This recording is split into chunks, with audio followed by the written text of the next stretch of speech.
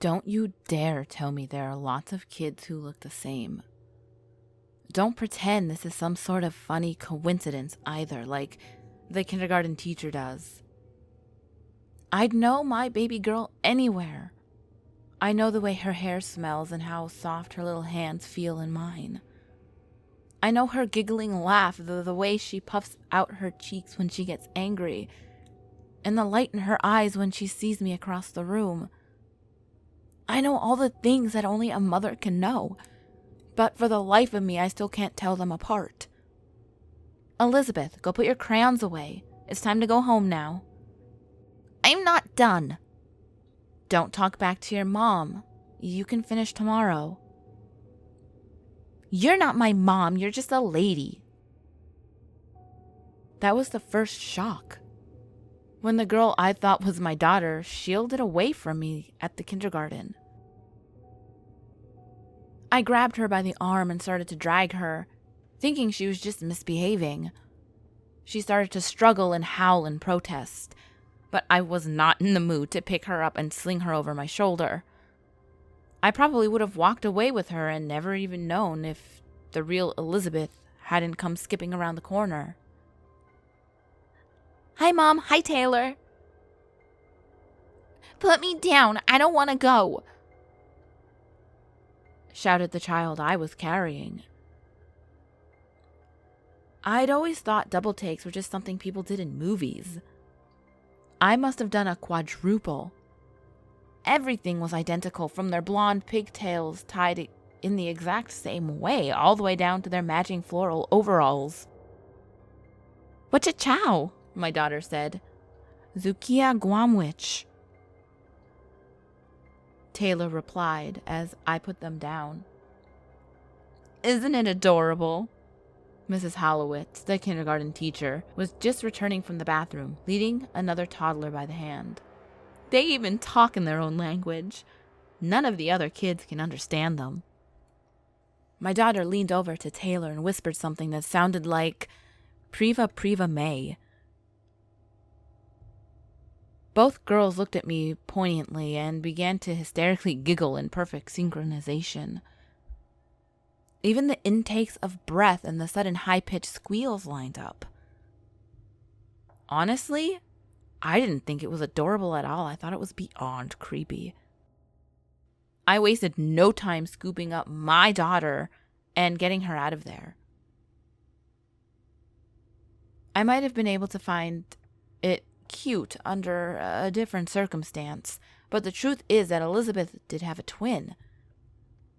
At least in the womb. Her sister was stillborn, though, and seeing Taylor just brought back a rush of memories that I hadn't allowed myself to touch in 5 years. But the next day, I convinced myself that I was just overreacting. I should be glad that my daughter made a friend. This was only going to be weird if I let it be weird. I don't know if I was just trying to prove something to myself, but I even made an effort by reaching out to Taylor's parents and inviting them over for a playdate. They were really sweet people, and we laughed about the weird coincidences while the kids played with Legos on the floor. In theory, this was supposed to make me feel better about the situation. It didn't. The more we talked, the weirder it got. Both girls would sit exactly the same way with their knees drawn up to their chins. They both liked to peel apples and eat the skin. Both liked the same obscure cartoon about a digital world. Both liked cats more than dogs. Their favorite color was blue. Even worse, the whole time they were playing together, they only spoke in their secret language, laughing in unison. Taylor's mother looked a little uncomfortable when they both asked us to use the bathroom at the same time. But she just laughed it off and commented on how impersonable 5-year-olds are. Did you have fun today with your new friend? I asked Elizabeth when I was tucking her into bed. She's not my friend, she's my sister, Elizabeth declared in that pompously interpretive way children have. You don't have a sister. Taylor has her own parents, remember? It's okay, Mom. I know she died. Elizabeth's eyes were already closed when she said it. She spoke as casually as though saying goodnight, nestling further under her covers as she did. Don't worry. She's all better now. I'd never spoken aloud about Elizabeth's twin sister the day she died. Never even dared to think of it out loud. Did your father tell you that? I asked, trying to keep my voice calm. No, Taylor told me. Good night, Mom. Sweet dreams, little one. I just turned off the lights and was about to leave the room when Elizabeth said, Barry Fontalan Taylor. What did you just say? Elizabeth started giggling. Then she went silent. Then giggling again, rambling away in her unknown language. I can't explain exactly why I decided to call Taylor's parents right then. I guess I just felt overwhelmed and needed a little reality check. Has Taylor gone to bed already? I asked. No, she's in the kitchen drinking a warm milk. Taylor's mom replied. Is something the matter? Is she talking to herself? A shuffling, then a pause. I heard Elizabeth mumble something, then start to giggle again. On the other end of the line, I heard Taylor giggling at the same exact instant. She's not saying anything, Taylor's mom said. I breathed a sigh of relief, but it was cut short. Not real words anyway, just pretend words. I thanked her, wished her a good night, and hung up the phone. Not before I heard Taylor replying in the background to whatever Elizabeth was saying to herself. They were communicating somehow. I don't know why it terrified me so much, but it did. I sat outside her room and wrote down as much of the gibberish as I could make sense of. And in the morning, I tried asking Elizabeth what it meant.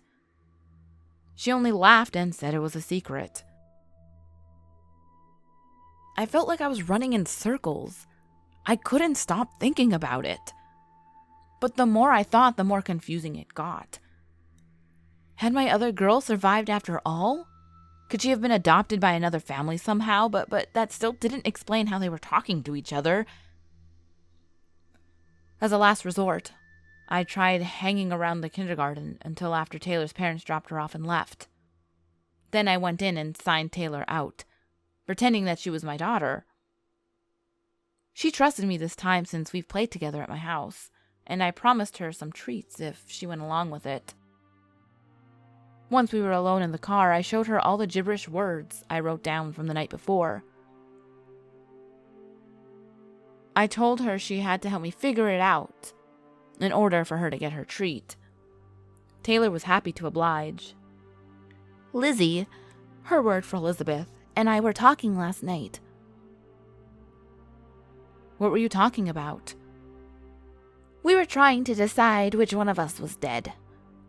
What kind of treat do you have? Soon, honey. Can you tell me what that means? Taylor rolled her eyes in exaggeration, just the way Elizabeth always does when I make her wait. One of us died when we were little. I think it was Lizzie, but she thinks it was me. You both look pretty alive to me. I know, she whined. That's why we can't agree. But I can't live unless she's dead. So, that's gonna happen. Can I have my treat now? What's going to happen? I understood her, but I still couldn't believe a 5-year-old would say such a thing. Lizzie has to die, Taylor said, empathetically. There's only supposed to be one of us. That doesn't make any sense. It's insane. I never want to hear you say that again. Taylor shrugged. If we get ice cream, can it be chocolate? I cut her off. I know. Taylor giggled. Are you going to hurt my daughter? Taylor's eyes widened, fearful. She shook her head rapidly. I let out a breath that I didn't even know I was holding. You can't hurt someone who's already dead, Taylor said, matter-of-factly. This part is hard to type, but I need you to know why I did it. I need you to know that Taylor didn't suffer when I wrapped my hands around her little neck. She barely even struggled, and it snapped so easily that I knew she barely even knew what was happening. She said so herself. You can't hurt someone who is already dead. And I had my own daughter to worry about. I'm sorry, Mr. Salos. I'm sorry, Mrs. Salos. I know this letter will be hard for you to understand, but your daughter didn't die yesterday. She was my daughter, and she died 5 years ago before she even left that hospital. I know what it must have seemed like, but you never had a daughter of your own. You had a dream about a life that could have been. And this pain you feel is just the surprise of waking up. I just wish Elizabeth would stop talking to herself. I wish she didn't look at me the way she does. Or laugh when she's alone.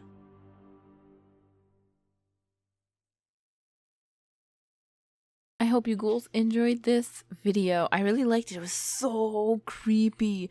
Like, this kind of thing really creeps me out. Like, you know, it's obviously paranormal, but like, what the heck would you do if you knew that you had kids and one died and all of a sudden out of nowhere you notice, hey, there's this little girl that looks just like my daughter, and then you end up having to kill her. Like, it's just nuts. It was like a roller coaster. It was only like, what, 10 minutes long, but it was like up and down, up and down. I don't know. What would you have killed the other girl, or would you have waited it out? Because as much as I'd be like, I can't kill a kid, I would definitely kill a child to save my own, I think. Especially if it was technically already dead. You know, I don't know. Let me know what you would do in the comments below. But as always, ghouls, the last video will be on the top left. The next video will be on the bottom left. All my social medias are on the screen, as well as in the description box below. And remember, there's always someone or something watching you.